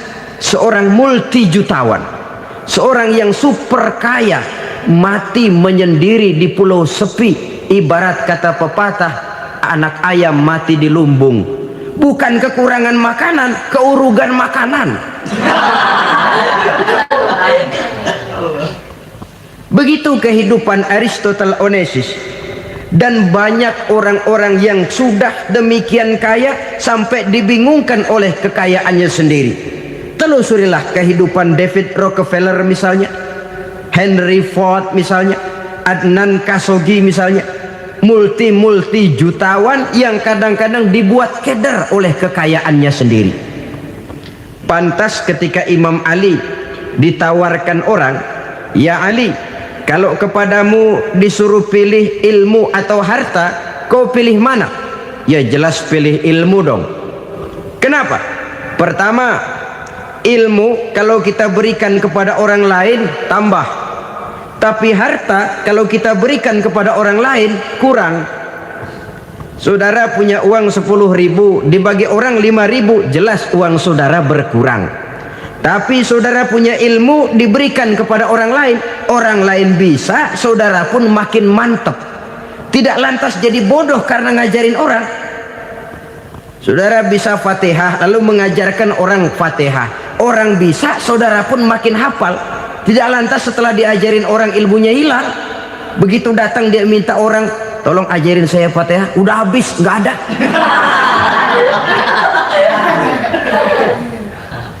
Yang kedua kata Imam Ali, ilmu menjaga kita. Kalau harta kita yang harus jaga. Makin banyak ilmu makin terpelihara diri seharusnya. Tetapi makin banyak harta makin bingung kita jaganya. Sampai kadang-kadang kalau perlu seluruh keliling rumah dipasangi alarm. Belum cukup disewakan anjing besar-besar, pasang di depan pintu, awas anjing galak. Masih belum cukup juga, cari centeng tukang-tukang kepruk jaga rumah. Masih terasa belum aman, padahal rumahnya dikelilingi tembok besar. Di balik tembok ada pintu-pintunya tebal. Di balik pintu itu terbuka masuk kamar, kamar pun ada pintunya, pintunya pun kuat. Masuk ke dalam kamar ada lemari, lemarinya pun pintunya kuat, dikunci, kuncinya pun kuat. Tapi terhadap seluruhnya yang timbul cuma sekedar was-was saja. Kesimpulannya sekali lagi, tanpa harta orang memang sulit untuk bahagia. Tapi harta semata-mata tidak merupakan jaminan orang akan bahagia. Dengan hati yang luas, itu modal utama untuk mencapai kebahagiaan hidup. Orang yang hatinya luas, saudara-saudara, punya hati yang lapang, melihat kenyataan hidup ini, dia bersyukur senantiasa kepada Allah. Lantas tidak timbul hasud dan iri hatinya. Oleh karena itu jiwanya selalu lapang. Kalau tidak, cupik hati namanya, dangkal pandangan, tidak senang melihat orang lain dapat nikmat, dan itu sering dijadikan contoh. Kalau orang yang lapang dada, dia lihat tetangganya beli TV baru, dia berkata, "Alhamdulillah ya, tetangga kita beli TV, mudah-mudahan kita bisa ikut nonton." Lapang dadanya. Tapi orang yang sempit hati, lihat tetangga beli televisi, meriang. Enggak diapa-apain, meriang. Besoknya dengar tetangga beli motor, makin sakit, ke rumah sakit. Lalu di rumah sakit dengar tetangganya beli mobil, mati. Disiksa oleh perasaannya sendiri. Orang kalau hati sudah sempit dalam hidup, kemanapun dia pergi, sempit rasanya medan kehidupannya. Kemudian kita melihat juga ada orang yang menilai bahwa bahagia itu katanya kalau punya kedudukan yang tinggi, pangkat yang agung, wibawa yang besar. Mungkin betul, tapi mungkin juga tidak. Bergantung kepada hati orang yang punya pangkat itu. Sama dengan harta tadi. Harta akan membawa bahagia kalau dia jatuh ke tangan orang yang berhati lapang. Tapi harta akan jadi bencana kalau jatuh ke tangan hati orang yang sempit. Pangkat akan membawa bahaya kalau jatuh di tangan hati orang yang sempit. Lebih dari itu, kenyataan mengajarkan kepada kita bahwa ternyata pangkat dan jabatan tidak selamanya memberikan kebahagiaan dalam kehidupan. Bahkan resikonya kelewat besar. Beberapa bukti kita bisa ambil dari para pemimpin dunia yang menjadi korban lantaran pangkat dan jabatan yang disandangnya. Saudara ingat Presiden Abraham Lincoln dan John Kennedy dari Amerika dibunuh orang. Park Chung-hee dari Korea Selatan, Ziaur Rahman dari Bangladesh, Anwar Sadat dari Mesir, terakhir Indira Gandhi dari India, menjadi korban dari pangkat dan jabatan yang disandangnya dari orang-orang yang tidak senang dia memegang jabatan itu. Dia akan mudah mengundang bencana, sehingga pantas kalau seorang presiden terkemuka Amerika, Harry Truman namanya, dia mengatakan jabatan presiden itu, kata dia, seperti orang nunggang macan, naik macan. Harus kita taiki, kalau enggak dia bakal nerekam kita, ngeri katanya. Adapun orang yang hatinya lapang, kalau dia menerima pangkat dan jabatan, dianggapnya itu satu kesempatan untuk berbuat baik. Tapi orang yang berhati sempit, menerima pangkat dan jabatan, bukan kadang-kadang menerima, malah berusaha setengah mati mencapai dengan segala cara. Kalau perlu jilat atas, jilat atas. Jadi golongan sumuhun dawu. Jadi kelompok kulon nuwun, yes sir, yang kerjanya cuma oke bos. Kalau perlu jilat atas, jilat atas. Kalau perlu injak yang bawah, injak yang bawah. Perlu sikut kiri kanan, sikut kiri kanan. Yang penting pangkat dapat, jabatan dapat. Orang yang semacam ini, kalau sudah mempunyai pangkat dan jabatan, biasanya dia tidak menganggap itu sebagai amanah, tidak menganggap sebagai kesempatan berbuat baik, tapi malah kesempatan untuk memperturutkan hawa nafsunya yang dilatar belakangi oleh kesempitan hatinya tadi. Apalagi kalau orang memperoleh pangkat karena banyak mengeluarkan uang. Seakan-akan pangkat dan jabatan itu sekarang macam proyek, pakai tender. Siapa yang berani bayar segini naik, nggak berani minggir. Padahal logikanya, kalau orang mencapai satu jabatan karena banyak mengeluarkan uang, hampir bisa dipastikan bahwa setelah jabatan itu dia pegang, langkah pertama yang akan dilakukannya ialah berusaha bagaimana uang yang dia keluarkan supaya kembali. Ya paling kurang pulang modal dulu dong. Soal mikirin rakyat soal nanti, tapi ini modal harus pulang. Itu celakanya kalau orang memperoleh pangkat dan jabatan cuma karena banyak mengeluarkan uang. Jarang orang yang mempunyai keyakinan dan pandangan bahwa pangkat dan jabatan merupakan amanah. Jadi sekali lagi, pangkat dan jabatan mungkin saja membawa kebahagiaan kalau jatuh ke tangan orang yang berhati lapang. Tapi bisa jadi bencana kalau dia jatuh ke tangan orang yang mempunyai hati yang sempit. Dan lagi-lagi stresnya hati yang lapang. Lalu sebagian orang, saudara, ada yang berpandangan katanya bahagia itu kalau jadi orang terkenal, mempunyai popularitas, menjadi idola di kalangan remaja, di kalangan orang tua, di segala lapisan masyarakat. Padahal makin populer orang makin terikat dia. Ya kalau macam kita ini kan nggak punya nama, nggak populer, tengah malam buta mau nongkrong di warung Tegal aman. Tapi pangkat, jabatan, kedudukan, popularitas menyebabkan kita diikat dengan berbagai macam peraturan. Cuma mandi sama ke WC saja yang nggak dikawal.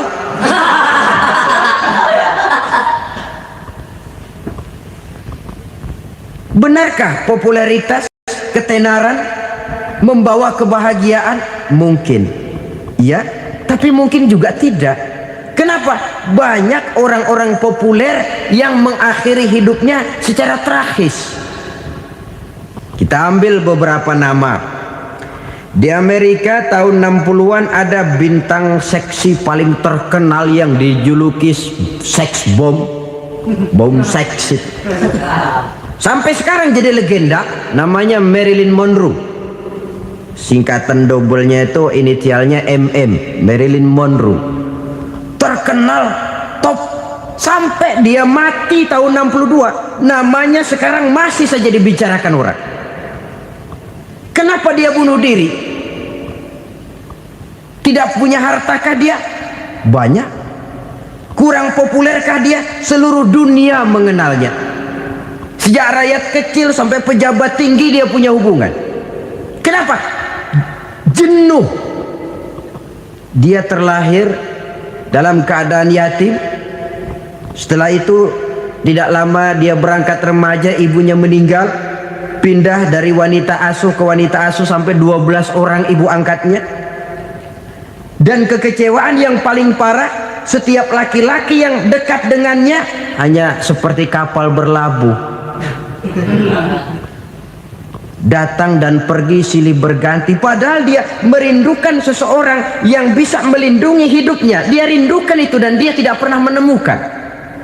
Itu yang akhirnya menyebabkan dia minum pil tidur kelewat dosis, minum obat tidur kebanyakan, ya tidur terus sampai sekarang.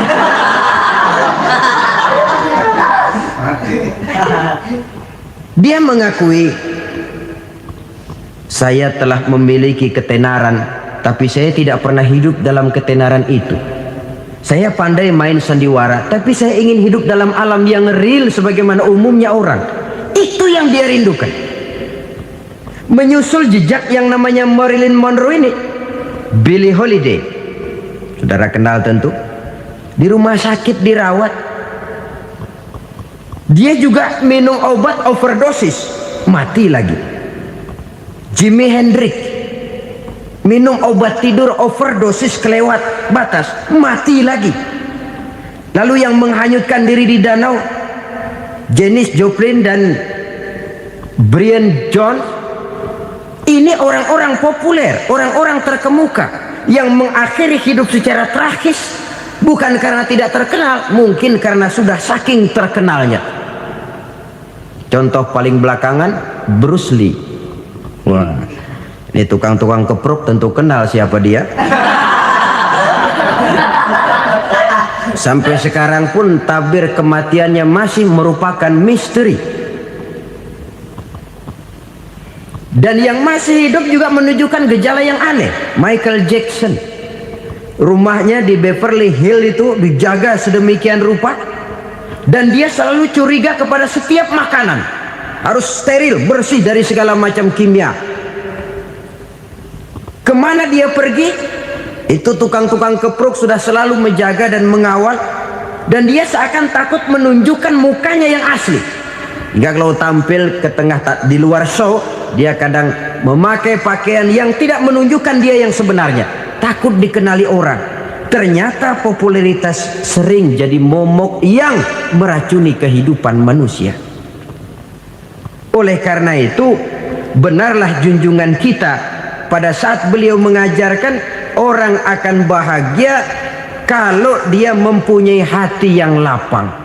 Nah, sekarang masalahnya untuk mendapatkan hati yang lapang, caranya bagaimana? Kita kembali kepada konsep Quran. Allah mengajarkan, ala inna bidzikrillahi tatmainnul qulub. Ketahuilah bahwa dengan banyak mengingat Allah, hati akan tenang, jiwa akan lapang. Dengan kata lain, dekat dengan agama, merasakan kehadiran Allah dekat dalam hidup. Itu muara pertama untuk mencapai hati yang lapang. Ala inna bidzikrillahi tatmainnul qulub. Jangan macam orang sekarang ingin mendapatkan ketenangan lalu tapak di puncak gunung, di gua-gua, di tempat sepi. Iyalah kalau nggak ada ular. Kalau tergigit ular berbisa, ketenangan belum, mati jelas itu. Islam positif untuk mendapatkan ketenangan. Ala inna bizikrillahi tatmainnul qulubi. Bahwa ketahuilah bahwa dengan banyak mengingat Allah, hati akan tenang, jiwa akan lapang, nuansa pikiran akan luas. Karena yang namanya bahagia ada dimanapun manusia berada. Di kampung ada bahagia, di kota ada bahagia, di ngarai, di lembah, di gunung, di hutan, di lautan, di angkasa luar, dimanapun bahagia itu ada kalau kita bermodalkan hati yang lapang ini. Dan hati akan lapang kalau kita dekat dengan agama. Dekat dengan harta buat sementara hati mungkin tenang, tapi ketenangan yang relatif dan temporer.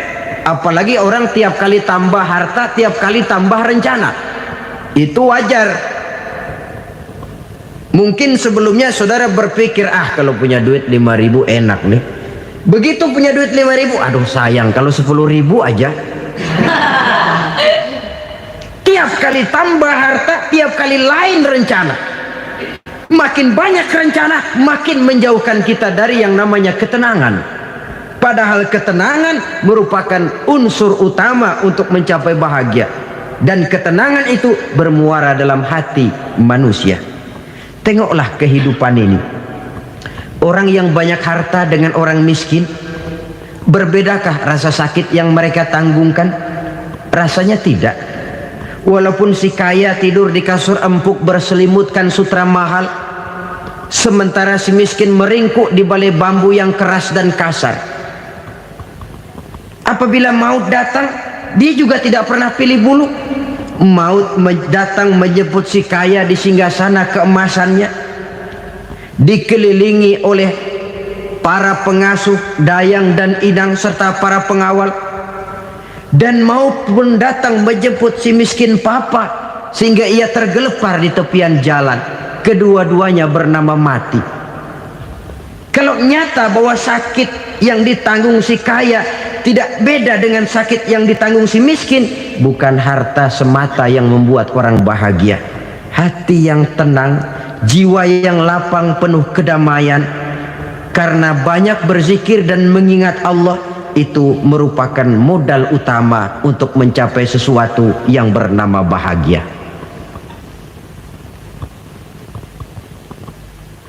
Saudara hadirin yang saya hormati, inilah yang pertama dari 4 ciri yang digambarkan oleh Nabi tentang tanda-tanda orang bahagia. Dan harus berangkat dari yang pertama ini, hati yang lapang. Ini yang harus kita miliki lebih dahulu. Baru nanti akan menyusul kepada poin yang ketiga, kedua, dan selanjutnya. Sebab kalau hati sudah terisi dengan jiwa yang lapang, seluruh persoalan insya Allah akan bisa kita atasi dengan sebagaimana mestinya. Yang kedua sekarang, tanda orang bahagia menurut baginda Nabi, markabun syariah. Orang bahagia itu, kata beliau, punya kendaraan biar cepat asal lancar. Artinya kemana dia mau pergi mudah. Apa maksud hadis ini? Kalau kita kaji lebih dalam, kendaraan itu kan alat transportasi. Transportasi tidak lain adalah usaha memudahkan komunikasi. Pindah dari situ kepada teori bahwa manusia adalah zon political, makhluk bermasyarakat yang tidak bisa memenuhi kebutuhan hidupnya secara sendirian. Kita memerlukan keberadaan orang lain dalam kehidupan ini. Untuk memakai baju saja kita sudah perlukan petani yang tanam kapas, pabrik yang memintal kapas jadi benang, pabrik yang menenun benang jadi kain, sampai kepada mesin jahit, sampai kepada tukang jahit. Itu cuma untuk memakai pakaian saja. Tidak seorang pun di antara kita yang sanggup memenuhi kebutuhan hidupnya secara sendiri. Kita perlu orang lain. Maka kebebasan dalam arti mutlak, kebebasan tanpa batas, itu tidak mungkin ada dalam kehidupan. Karena kita mengadakan yang disebut interaksi sosial. Setiap kegiatan kita tentu melibatkan orang lain. Menurut kita barangkali kita bebas jalan di jalan raya semaunya, tapi orang lain berkendaraan pun merasa bahwa ini ada juga jalan haknya, dan begitu selanjutnya. Oleh karena itu, maksud dari kendaraan yang cepat ini adalah khulata'uhu ma'as solihin. Lingkungan pergaulannya terdiri dari orang-orang soleh. Pergaulannya luas. Kemana dia pergi ada temannya. Kesulitannya ada tempat dia cerita. Dan kesulitan kalau sudah diceritakan kepada orang lain, taruh kata orang itu tidak bisa menolong, namun menceritakannya kepada orang yang kita percayai, kan paling kurang sudah mengurangi beban jiwa, mengurangi tanggungan batin, merasa masih ada tempat kita cerita. Maka lebih baik orang awam yang mau bergaul ketimbang orang setengah alim tapi ngunci pintu. Sebab nantinya akan timbul sikap picik, cupik pandangan, dan tidak luas menghadapi kenyataan dalam kehidupan ini. Namun yang harus kita garis bawahi, pergaulan memang mesti luas. Namun jangan sekali-kali lupa bahwa pergaulan sangat besar pengaruhnya dalam ikut membentuk kepribadian manusia. Sehari-hari bisa kita bilang, kalau kita dekat sama tukang minyak wangi, sekalipun nggak dibagi minyaknya, baunya tentu dapat. Betul? Tapi dekat sama tukang elas, walaupun nggak kena apinya, asapnya mesti kena. Kalau Syauqi mengatakan lebih jelas lagi, man asyaral asyrafa asya musyarrafan wa muasyiral anzali ghairu musyarrafin. Awalam taral jildal hakira muqabbalan bisagri lamma sara jildal mushaf. Siapa yang bergaul dengan orang mulia, dia bakal ikut menjadi mulia. Tapi siapa yang berteman dengan orang hina, dia tidak bakal ikut menjadi mulia. Tidakkah kau lihat, kata Syauqi, kulit kambing yang hina pun dicium orang ketika menjadi kantong Quran. Kulit kambing hina, kalau dia sendirian gak ada yang mau cium. Tapi begitu dia bergaul dengan Quran, menjadi kantong Quran, dipakein minyak wangi, ditaruh di tempat yang tinggi, mau diambil dicium dulu, dibawa dengan penuh hormat dan hati-hati. Kulit kambing yang hina lantaran berteman dengan Quran, numpang mujur. Tapi coba lihat kalau kulit kambing berteman dengan kayu, jadi beduk, habis. Zohor dikemplang, asar dipukul. Itu pun sedikit saja, cuma salah milih teman. Yang temannya Quran dihormati orang, yang temannya kayu lantaran jadi beduk, gelap-gelap subuh orang udah kemplangin.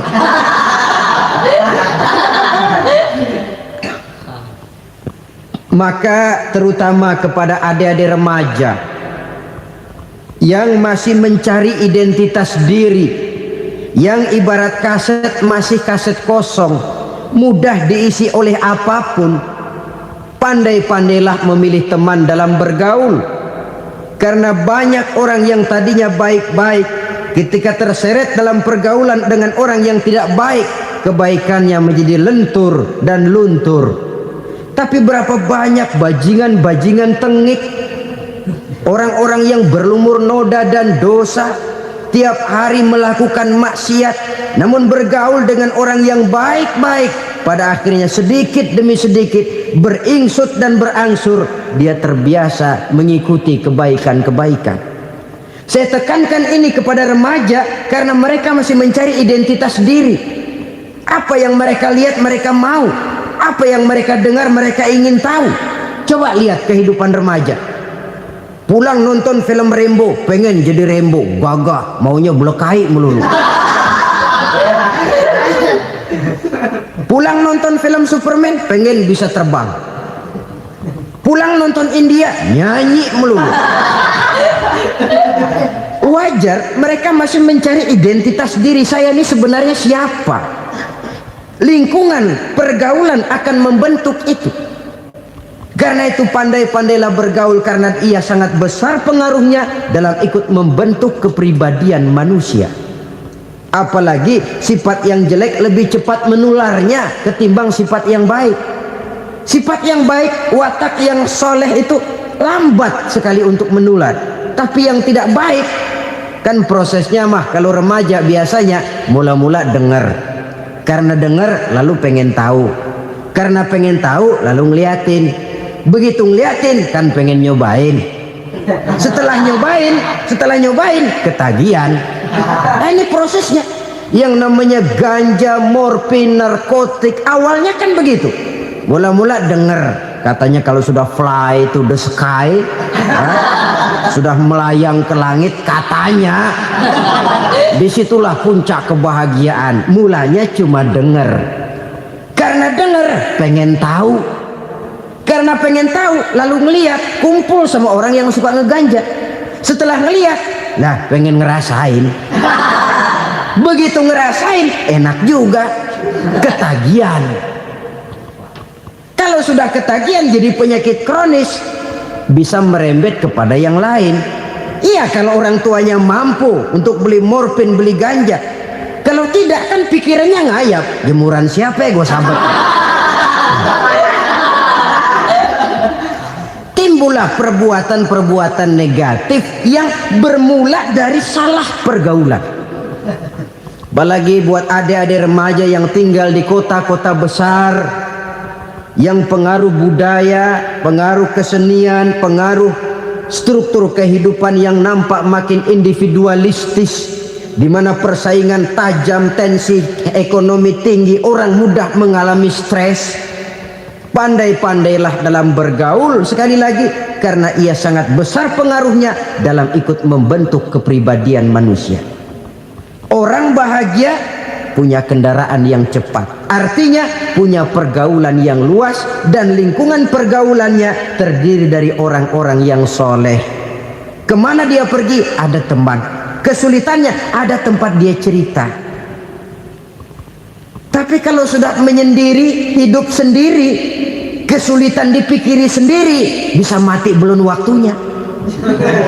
Tidak ada tempat berbagi rasa, tidak ada tempat bercerita, tidak ada tempat mengurangi beban dalam kehidupan. Pantas betul kalau Islam sangat menggalakkan dan menganjurkan orang kalau sudah sampai waktunya itu untuk melangsungkan nikah. Kata Nabi, ya ma'syaras syabab man istata'a minkumul ba'at falyatazawwaj. Hai para pemuda, kalau sudah mampu memberi nafkah, kawinlah, nikahlah kamu. Kenapa? Sudah ada teman hidup, tempat berbagi rasa.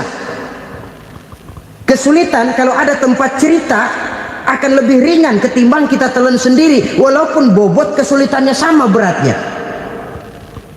Saudara-saudara kaum muslimin rahimakumullah, inilah ciri yang kedua, punya kendaraan biar cepat asal lancar. Kemana kita mau pergi gampang. Dengan kata lain, setelah hati yang luas, pergaulan yang luas. Dua. Yang ketiga sekarang, tanda orang bahagia itu menurut Nabi, misbahun mudhi'un, punya lampu yang terang. Oh, itu enggak problem. Sekarang sudah zamannya listrik masuk desa, Pak. Lampu sudah terang semua. Betul, kalau itu yang dimaksud. Tapi tidak cuma itu. Karena lampu yang dimaksud di sini, lampu yang akan menerangi seluruh perjalanan hidup. Dan perjalanan hidup itu sudah dimulai sejak kita terlahir ke alam ini sampai masuk ke alam barzah, kumpul di padang mahsyar sampai ke akhirat. Lampu yang menerangi itu yang diperlukan. Kalau lampu, katakanlah yang paling top sekarang kan lampu jenis Mercury. Taruhlah itu di rumah kita, dia cuma menerangi rumah kita, menerangi hati pun tidak sanggup. Bila kita masuk ke alam barzah, alam kubur, sanggupkah si Mercury yang begitu terang menerangi alam barzah kita? Tidak sanggup lagi. Sanggupkah lampu yang ratusan watt, bahkan puluhan ribu watt menerangi kehidupan di padang mahsyar? Tidak akan sanggup lagi. Kalau demikian, yang dimaksud lampu yang terang di sini apa? Tidak lain amal soleh, kebajikan yang kita lakukan dalam hidup. Itu yang akan jadi lampu penerang. Di dunia nama kita akan terang, jasad kita boleh hancur terkubur tanah, tapi nama kita akan dikenang orang.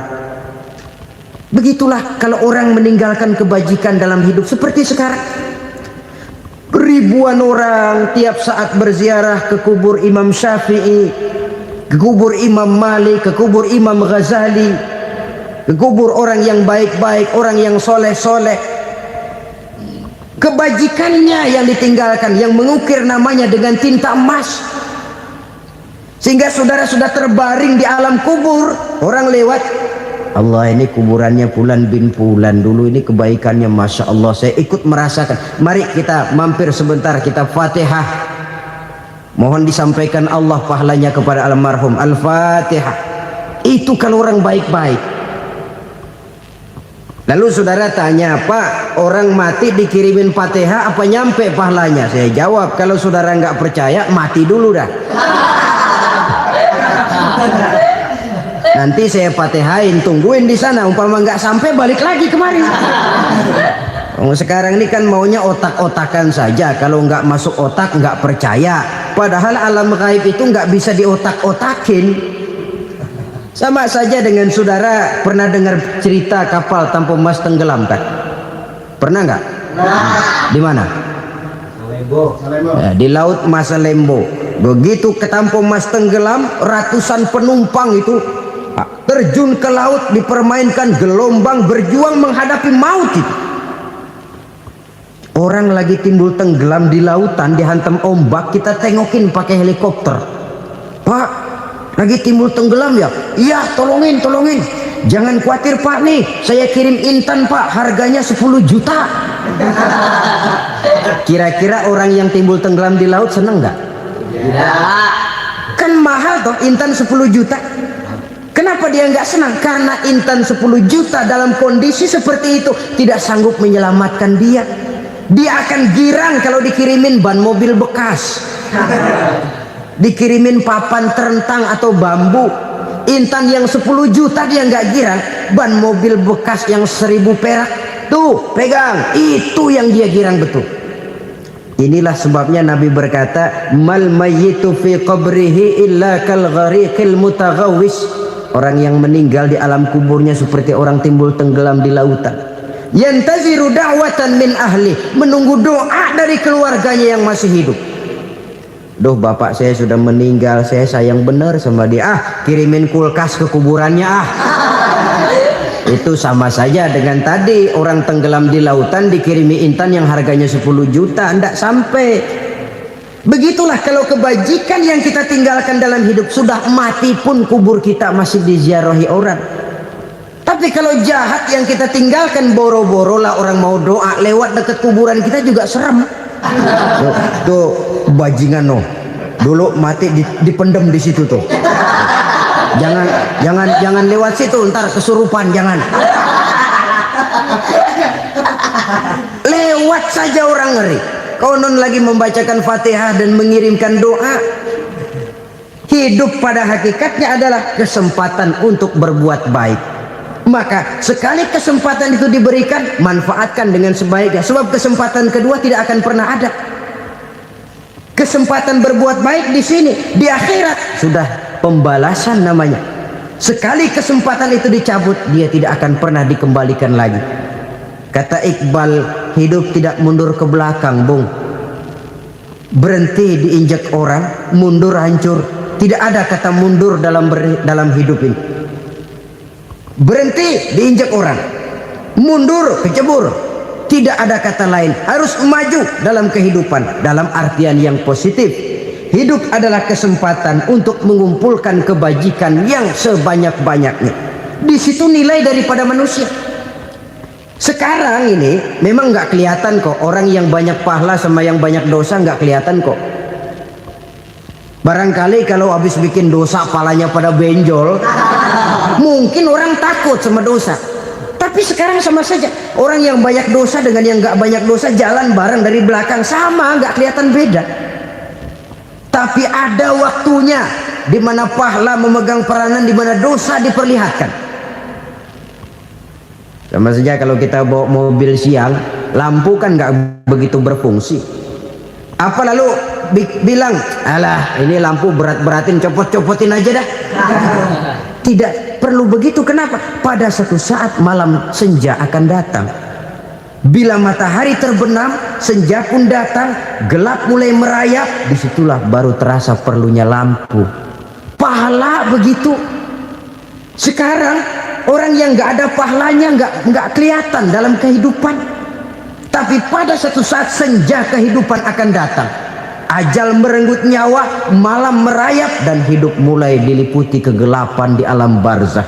Dikala itu kalau nggak punya lampu, alangkah malangnya kita. Sebab amal yang baik, kata Nabi, di alam barzah itu akan diciptakan menjadi perempuan yang cantik menemani kita. Amal yang jahat akan menjadi orang yang paling jelek nemenin kita. Sudah di tempat gelap yang nemenin jelek.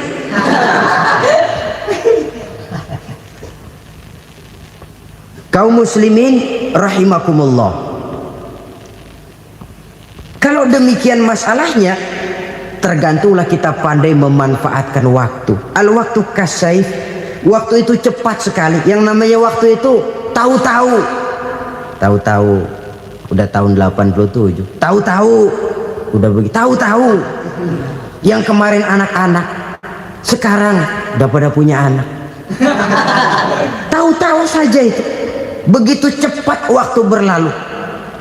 Kalau tidaklah pandai kita memanfaatkannya, akan rugi kita.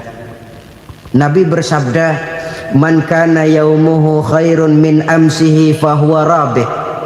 Barang siapa yang hari ini lebih baik daripada hari kemarin, itu orang untung. Hari ini lebih baik daripada kemarin. Bulan ini lebih baik dari bulan kemarin. Tahun ini lebih baik dari tahun kemarin. Itu orang yang beruntung. Tahun kemarin sembayangnya maghrib doang, sekarang udah tambah isya. Tahun kemarin cuman Idul Fitri aja ngancem bener, sekarang udah tambah Jumat, lalu tambah lagi maghrib, tambah lagi isya, dan selanjutnya. Hari ini lebih baik daripada kemarin, itu orang yang beruntung. Wa man kana yaumuhu mislu amsihi fahuwa khasir. Lalu barang siapa yang hari ini sama saja dengan hari kemarin, itu orang rugi. Hari ini sama dengan kemarin, rugi itu. Bulan ini begitu, bulan kemarin begitu, tahun ini begitu, tahun lalu juga begitu. Rugi itu orang. Rugi apa? Rugi umur. Umur tambah, amalan gak pernah tambah. Dan saya pikir lebih merupakan azab ketimbang nikmat kalau orang dikasih panjang umur cuma untuk numpuk dosa. Mending mana? Panjang umur banyak dosa sama pendek umur dikit dosa? Mending mana? Mending mana? Ya, paling mending tentu panjang umur banyak pahala. Tapi kalau tidak, sekali lagi, lebih merupakan azab ketimbang nikmat kalau orang diberikan panjang umur tapi cuma untuk sekedar menumpuk dosa. Kehilangan kesadaran bahwa dunia bukan terminal akhir dari satu perjalanan. Dia cuma halte di mana kita berhenti sebentar untuk menuju kepada terminal yang hakiki. Saudara-saudara kaum muslimin rahimakumullah. Inilah lampu yang akan menerangi kehidupan. Amal yang kita lakukan di dalam kehidupan. Jadi yang dimaksud dengan lampu yang terang, kebajikan yang kita kerjakan dalam hidup. Nah, setiap orang di awal tadi saya bilang ingin bahagia. Bahagia itu kan hakikatnya kumpulan senang dan selamat. Senang, selamat. Apa bedanya? Senang tapi tidak selamat, nggak bahagia. Selamat tapi nggak senang, nggak bahagia orang. Contoh, kalau orang korupsi, duitnya banyak, senang dia, tapi keselamatannya. Ada tentara baris di samping rumahnya udah bingung, padahal tentara latihan. Tentara cuma latihan, dia bingung. Senang, tapi karena keselamatannya tidak terjamin, dia tidak bahagia. Sebaliknya pegawai negeri jujur benar, cuma segaji-gajinya, selamat nggak korupsi, tapi melarat, ya nggak bahagia juga, kurang senang. Kesenangan dan keselamatan untuk dunia saja, ya sekali lagi, kalau cuma sekedar untuk dunia saja, bisa dibeli pakai uang. Bisa dibeli pakai uang. Saudara ingin selamat, bisa dibeli pakai uang. Saudara ingin senang, bisa dibeli dengan uang. Tapi setelah mati masuk ke alam barzah, habis kekuasaan uang. Nggak bisa lagi beli keselamatan pakai uang, tidak mungkin lagi membeli kesenangan dengan uang. Di situ pahala yang megang peranan. Makin banyak pahala, makin banyak saham untuk membeli kesenangan dan keselamatan, untuk memperoleh yang namanya bahagia. Dan jangan lupa loh, di alam barzah kita nggak sebentar, menunggu datangnya kiamat. Loh iya, kalau kita begitu dikuburin terus kiamat datang, untung. Tapi kalau masih harus 1000, 2000, puluhan ribu tahun yang akan datang, dalam satu penantian yang begitu lama, tanpa saham untuk memperoleh kebahagiaan, satu kemalangan yang tidak ada pernah putus-putusnya. Janganlah tergelincir oleh kebahagiaan sebentar yang menipu dengan mengorbankan kebahagiaan hakiki yang berjangka panjang. Apa artinya senyum sejenak kalau harus ditebus dengan tangis seumur hidup? Biarlah kita minum jamu, pahit memang, getir memang, tapi kan besok badan sehat. Daripada sekarang minum sirup, manis memang, enak memang, tapi bibir pada jontor besoknya. Sirawan, batuk, nggak karu-karuan. Banyak orang tertipu oleh kesenangan yang sebentar. Padahal laisa kullu ma yalma'u zahaban. Belum tentu semua yang berkilat itu emas. Belum tentu semua yang gemerlap itu intan. Karena itu, marilah manfaatkan kesempatan yang diberikan Allah ini untuk mengumpulkan kebajikan yang sebanyak-banyaknya. Yang terakhir sekarang, yang keempat, tanda orang bahagia kata Nabi. Zaujatun salihah. Orang bahagia itu tanda yang keempat kata Nabi, punya istri biar cakep asal taat. Sudah surga itu sudah. Cakep taat. Istri kayak gitu, kalau belum mati jangan dikuburin dulu itu. Sudah cakep taat lagi. Tapi kadang-kadang enggak, udah jelek ngadat melulu. Apa yang mau dipilih? Sebab itu Quran mengatakan istri pakaian untuk suami, suami pakaian untuk istri. Kenapa suami istri diibaratkan pakaian? Alangkah tingginya gaya bahasa Quran ini. Suami istri teman hidup, hidup perjalanan panjang. Sejak kita dalam rahim sudah ada hidup kan di sini. Sampai ke alam dunia, masuk ke alam barzah, kumpul di padang mahsyar, sampai menuju akhirat, itu perjalanan hidup. Carilah istri atau suami teman hidup yang membawa manfaat tidak hanya kehidupan di dunia ini, sampai di alam barzah, sampai di padang mahsyar. Suaminya mungkin meninggal lebih dulu, atau istrinya mungkin meninggal lebih dulu, tapi suami atau istri yang masih hidup berbuat kebajikan. Suami saya meninggal, ada hartanya, saya sedekahkan, niat pahala untuk almarhum suami saya. Ini teman hidup. Tidak dibatasi dan tidak bisa dipisahkan oleh maut sekalipun. Zohirnya mungkin pisah, badannya mungkin pisah, tapi hatinya, jiwanya, kebersamaannya dalam menghadapi kehidupan. Karena itu, saudara-saudara, bahasa Quran indah. Suami istri diibaratkan seperti pakaian. Apa fungsi pakaian? Pertama, pakaian jadi kebanggaan. Artinya suami harus menjadi kebanggaan istri, istri harus jadi kebanggaan suami. Yang kedua, pakaian itu kan fungsinya menutup aurat. Artinya sesama suami istri harus saling menjaga kekurangan masing-masing. Jangan malah sesama suami istri saling membongkar rahasia dan aibnya sendiri-sendiri. Istrinya diceritain jeleknya di mana-mana, atau suaminya dibongkar rahasianya di pasar umum. Itu sudah tidak lagi berfungsi sebagai pakaian. Kenapa semua ini diperlukan? Karena kita menyadari bangsa yang baik terdiri dari masyarakat yang baik. Masyarakat yang baik merupakan susunan dari warga yang baik. Warga yang baik adalah terdiri dari rumah tangga yang baik. Dan rumah tangga yang baik merupakan susunan dari pribadi-pribadi yang baik. Dari situ langkah dimulai. Membangun satu bangsa yang baik diawali dengan membangun rumah tangga yang baik, dengan menciptakan pribadi-pribadi yang baik. Sehingga dari sini diharapkan berkembanglah nilai-nilai kebaikan. Orang akan bahagia mempunyai istri yang soleh. Kenapa? Tidak ada seorang suami bisa sukses jadi apapun dia, apapun profesinya, dokterkah, kiaikah, mubalikah, petanikah, pengusahakah, pejabat tinggikah, tidak ada seorang suami yang bisa sukses tanpa peran serta istrinya. Walaupun memang peranan itu tidak begitu kelihatan, tapi sangat menentukan. Karena itu, saudara hadirin yang saya hormati, Islam sangat menghargai kaum wanita, memberikan kedudukan yang tinggi sepanjang tidak mematikan kodrat kewanitaannya. Nah, kalau sudah kesuksesan ini diawali dari rumah tangga, karier di masyarakat mudah untuk dikejar. Tapi keberantakan di rumah tangga merupakan kegagalan pertama di tempat lain. Nah, inilah saja yang dapat Al-Fakir sampaikan pada pertemuan kali ini. Terima kasih. Alhamdulillah, semoga ceramah ini menjadi pengingat dan sumber keberkahan bagi kita semua.